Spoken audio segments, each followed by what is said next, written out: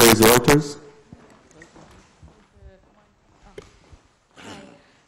أنا كنت أبغى أسأل على توضيح في المادة 234 على تعيين وزير الدفاع، إنه بيقول لازم يكون في موافقة المجلس الأعلى للقوات المسلحة، بس مش مكتوب على إنه لتغييره. هل لازم برضو موافقة المجلس الأعلى إنه عشان يشيلوه ولا مو لازم؟ لا مو لازم، إنما يعني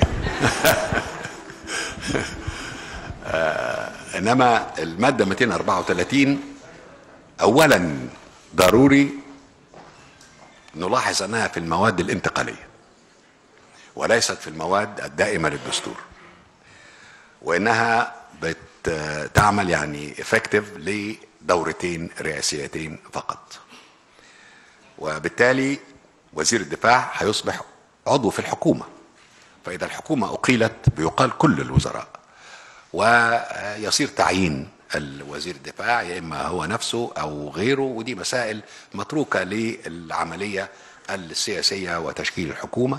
إنما المادة واضحة بأنه سيتم تعيين وزير الدفاع بعد موافقة المجلس الأعلى فقط لمدة فترتين، بالنظر للظروف الخاصة التي تمر بها مصر، ودي ظروف احنا نقدرها ونقدر من ثم هذا النص، لأننا نريد الاستقرار. المسألة مش مسألة يعني أهو كلام حد يصطاد مادة هنا ومادة هناك، دي مسائل مصالح أساسية للأمن المصري، ولكن لأنها مصالح أساسية تتعلق بالظروف الحالية جعلناها مادة انتقالية ولفترة محددة.